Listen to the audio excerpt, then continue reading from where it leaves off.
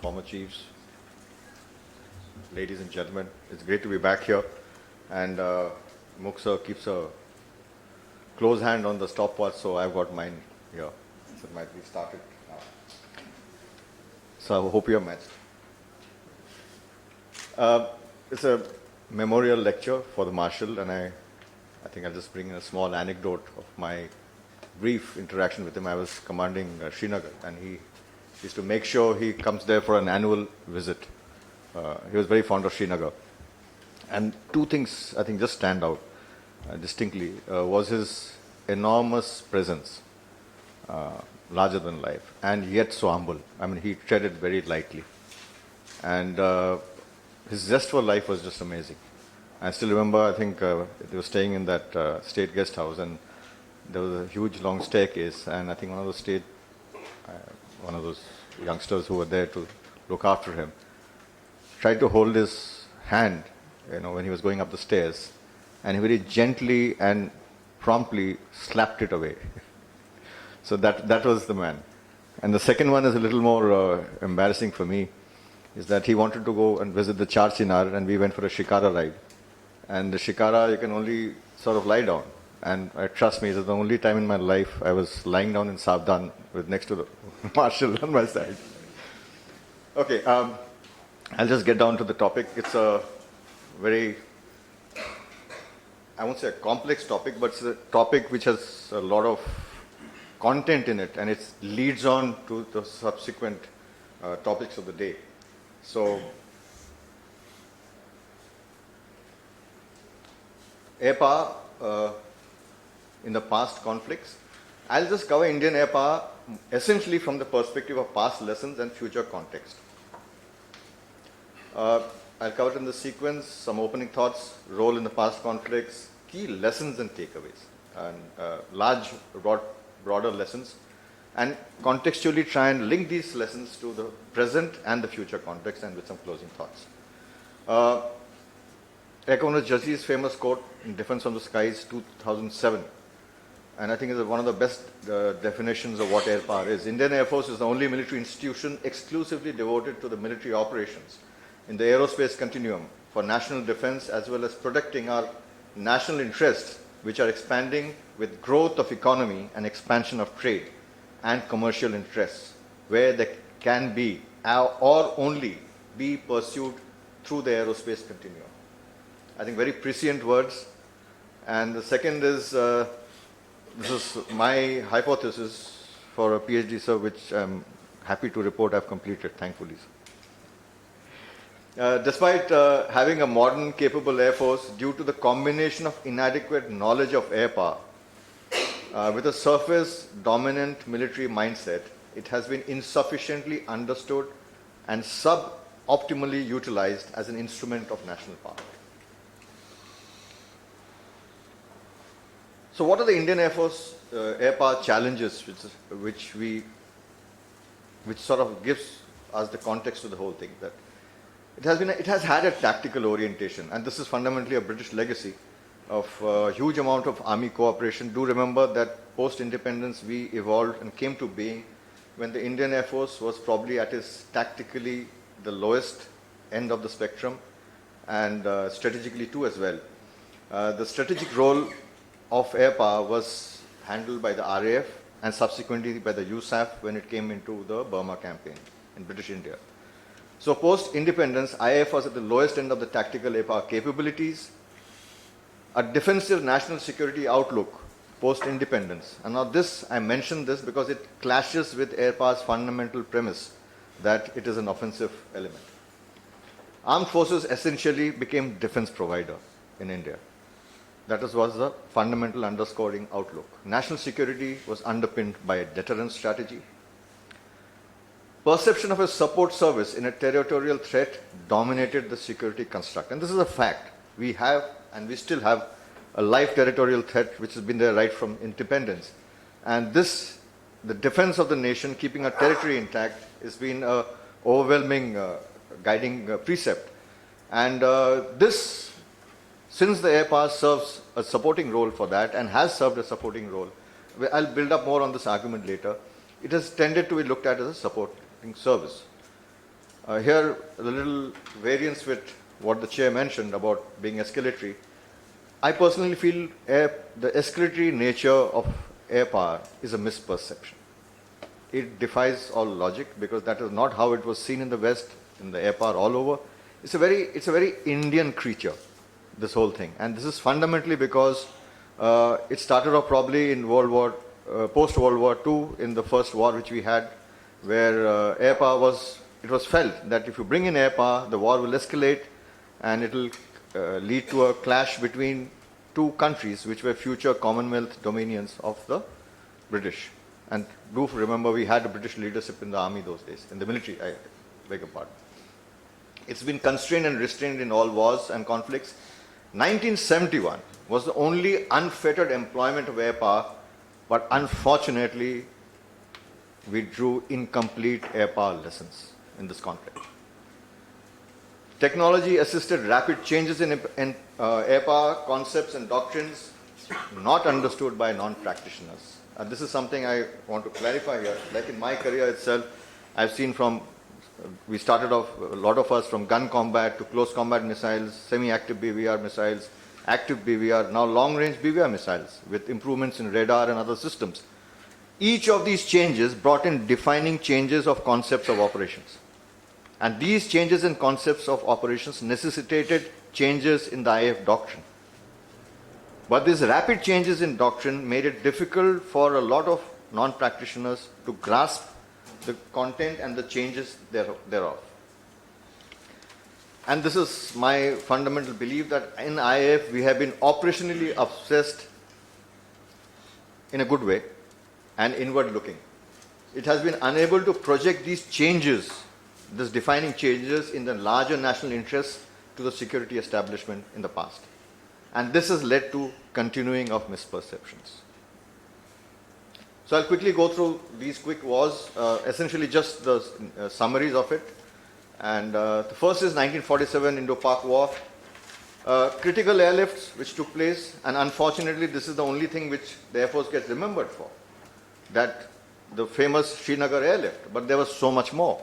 Extensive aerial recce has been carried out for intelligence.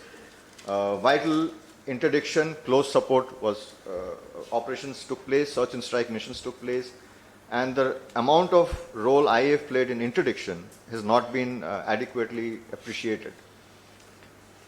Escalatory concerns. I mentioned that the British chiefs were very concerned and did not want air power to be used extensively because they felt that this would escalate to a full-fledged war between the two nations, which they did not want, since independence had just happened and both Pakistan and India were amongst the Commonwealth dominions. It wouldn't have looked good on their on the whole aspect of two of its countries fighting of the dominion. Good political understanding of air power.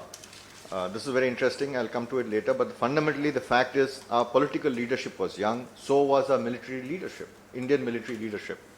And rather than probably go to the Goras, there was a much finer, closer interaction between the chiefs and the political leadership and direct interaction. So this led to a good political understanding of air power and excellent inter-service cooperation. We have stories of how Baba Meher flew into Leh with General yes, sir, Timaya on board, Tim on board. Constraints, full force not committed. Though we had 6 squadrons, we only committed 3 squadrons there. And there was a huge challenge of operational support simply because of the split of the two nations. All the support infrastructure had unfortunately gone across with Pakistan, led to challenges of spares, maintenance, and huge amount of flying clothing, shortage. Restraints, cordon sanitaire, proposed so that we would carry out action right up to the borders by the defense minister then, and it was turned down by the British leadership. And in fact, we couldn't go anywhere close to up to 3 kilometers from the border. And this prevailed, this sort of British leadership prevailed on the political leadership on matters military. So the key aspects was Kashmir was saved, there was close political connect with the intrepid and dynamic young Indian military leadership, and extensive IF involvement, which has been lost unfortunately over the decades. Goa operations. I think it was an excellent strategic move now that we own Goa. And I think it was the first official military tourism. IAF was not included in the planning originally. It was brought in later. And this is a fact. It was the first jet action. Extensive, again, aerial recce had been carried out for intelligence, and there was some amount of offensive operations of striking the airfield there, Dabulim, the radar station, but there was no air opposition. Obviously, this was a misperception on intelligence that there were likely to be a Portuguese element there, but Air Force element there, but which it wasn't. Army, Air Force, and Navy operated in close proximity. I leave it at that. There was no joint planning or operations. And now we go on to the 1962 Indo-China War. Political interference in matters military, once again. No joint planning or operations, once again. Poor politico-military decisions based on incorrect analysis of IB intel. And this is a fact. In the Air Force also, apart from pure aircraft intelligence, we never really had enough and organizationally enough intelligence analysis of the PLAF capabilities. Enormous air maintenance by transports, logistics, by transports and helicopters. Helicopters are just about come in. Vital recce for intel, as many as I think 22 plus missions had been flown into the TAR by the Canberras and mapped those areas extensively and brought back enormous amount of troop dispersion and intel on these missions. Extensive casualty evacuation by helicopters and transports. Restraints. Use of offensive air power. This remains a what if, a big what if in our history. Not brought in because of escalatory fears. Again, probably the same perception that we had, that there would be retaliation from the PLAF, they would hit our cities. City bombing was a huge aspect. Do remember the Japanese had bombed Calcutta before that in the World War II, right, all the way from Akia Peninsula. The bombers, M2 bombers, M1 bombers, I think, had come and dropped bombs over the Calcutta port in certain areas. And there was loss of civilian life.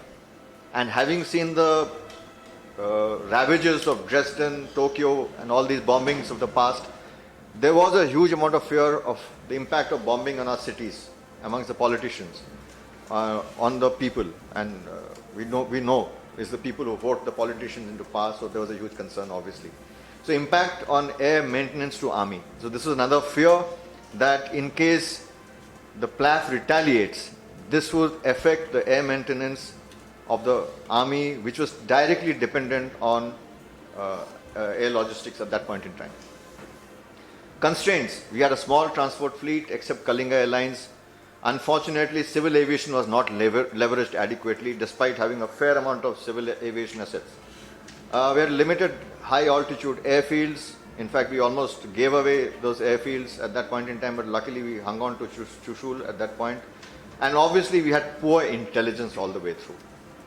So what are the key aspects? Poor politico-military understanding of air power, critical role of air power in military ops, India's only military defeat, and it had a huge effect on our national psyche. 65 war, not included in the army plans, it was brought in late. Direct advice to PMRM by the chief, he had called on him again on the concerns of city bombing. And in fact, when he asked Air Chief Marshal, the Marshal on the use of air power, he had suggested the three options: not use air power only for the support of the army, and use air power all out. And he had suggested air power to be all out. This is there in this book, The Icon.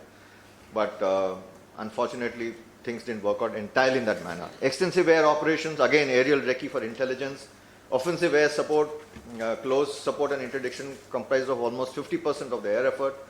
Decentralized planning and execution. It was left to the bases to fight the war. Poor PAD, we lost a lot of aircraft on ground, that is passive air defense. Consequently, we had to use a high amount of air defense cap. There was no joint planning, air support with nascent joint mechanisms only. Remember, it had just about formed. There was no joint organization below the army headquarter level at that point in time, in 1965. There were very poor communications, and there was a fair amount of wasteful search and strike missions carried out. Constrained, large inventory. Do remember at this point, Pakistan had come out from the era where there was a huge amount of US support. It had the best of fighters and weapon systems there and radars. Another interesting aspect that there was a large amount of eastern deployment. About 40% of our assets were deployed on the eastern front against a possible threat from China, which never really came. And this impacted the war effort, which we could put up on the western front against the Pakistanis. And Srinagar airfield was not available because of political commitments, restraints, escalation concerns again, that it would lead to a full-scale war. Now, why I bring this escalation concern again? Because do remember that if two nations are going to war together, there is nothing left to escalate. You might as well put all your forces into action. The China threat, city bombing were remained features. That is why the large number of squadrons were deployed on the eastern front, and attacking Pakistani airfields was not permitted, neither in the east on retaliation to their strikes, and nor in the west. So what are the key aspects? Kashmir was defended, much needed victory after 1962, so that was the most important thing, which sort of relieved the national psyche. Role of air power in military roles was something which came back into importance after not having had that adequately in 1962. And there were a huge number of air power lessons learned apart from other military lessons. 1971 war. Air supremacy, counter-air operations, runway strikes, aerial intel, will not go through all this. Air strikes were carried out. This is all in the eastern front. Ammo factory at Joydapur was attacked. Enormous amount of interdiction, road, railway, river communications. In fact, it had paralyzed Pakistani surface movement by roads and by waterways. This is thanks to air power. Also, Dhaka garrison being attacked incessantly by the Air Force, and of course the governor's house. Enabled carrier operations of the Indian Navy because the Vikrant could operate from there because of air superiority. There's good joint planning, execution, effective joint ops mechanisms. Western front is a story not much known. Again, area recce for intelligence in a huge manner. FAS was planned for, but actually we managed to get air superiority almost up to the riverine, the first obstacle range, because by then the PAF had pulled back to the depth basis. So Indian Air Force had a free run as per Pakistani military authors. They have said that the Indian Air Force operated freely, and enormous amount of communication lines were destroyed, and this affected the battle of the Pak army, what were the forces which were deployed. Marshal Lal's innovative strategy, innovative systems targeting CONOPS made a huge difference. Counter-air of airfields was carried out, radars were struck, a lot of air defense, sweep and escort missions. Extensive close support. In fact, 3 major Pak offensives were stopped by a huge amount of air power role, and in huge role played by air power in supporting Indian Army in especially some of its defensive operations. Extensive air interdiction of the communication network, I just mentioned this. Energy networks and oil storage, tanks, plants, refinery, headworks, power stations were all attacked. Maritime operations were also carried out. So what are the key aspects? Clear political directions were there. Consequently, clear military objectives. Extensive joint planning and joint execution of operations. There were definitive war effects and outcomes due to control of air on both the fronts. And this is important. Enormous operational outcomes produced by offensive air on Western Front. I underscore this. When I say offensive air, I mean beyond supporting the army. Strategic and economic targeting, outcomes of fuel shortage and reduced power generation capability in West Pakistan. There was centralized planning this time, but decentralized operations. First, unfettered use of air power. All elements of air power were employed. The bombing of strategic targets conveyed the fury of the war to the people of Pakistan. And though only a small percentage of IF offensive effort was directed against strategic and economic targets, the results far outweighed the effort. This is important. Pakistan lost a large chunk of our fuel resources during the conflict, and there was considerable reduction in the hydroelectric power generation also. A longer war would have meant, in all probability, a disaster for Pakistan. This is in the MOD history, official MOD history of the war by the MOD. So the defining role of IF offensive operations, this has been missed out due to the defensive Indian Army operations in the west, victory on the east because we were lost in the euphoria. inadequate research and writing on air operations on the West. And this is something Air Force is guilty of, and obviously there's not much of depth and research in this. Inadequate attention and importance assigned to it by the IF as well. Only 8.8% of IF effort was towards strategic operations. Inadequate IF focus in it in the subsequent years. I won't waste time in the Sri Lanka operations, we know the details, but what did come out of the Sri Lanka operations was the strategic ability of the IF to support and sustain military combat operations and overseas. Maldives, similarly, swift joint strategic response capability came out in the Maldives operations. Kargil war, key aspects, world's highest offensive air operations and tactical innovation and operational adaptability. UN operations, again, key thing, politico-diplomatic outcomes. Now let's quickly go through what are the key takeaway lessons. We had a history of political constraints in use of offensive air power. IF not included in early military planning, often included later. Enormous contribution in air and helicopter transport support to Army probably lends to the underscoring of this support perception. Joint ops requirements focus was mainly on close support only. Interdiction deep strike offensive missions, vital for battlefield shaping and war outcomes, was not seen as a joint operational requirement for the Army. Indian Army has not faced extensive enemy air interference, hence focus has been limited to air defense of the TVA. And this is of concern because we have two adversaries with strong air forces. Control of air and hence counter air is considered an IF requirement despite two strong air forces. This is not considered a part of military strategy, and this is something I can't help underscoring adequately. Effects of control of air not fully appreciated as a joint lesson of 71, essentially focused on the Eastern Front. Lessons of Western Front not adequately studied. Quick key lessons and takeaways: deep strikes, interdictions, economic target lost there. The effects of these lessons were lost in the victory of the East. 50 years hence, vital air power lessons have slipped from the politico-military memory. IF outlook was initially tactically focused for long and on air defense of the nation and support to the Army. Maritime strike role came in only in the mid-80s. IF itself took time to be convinced of its strategic capability.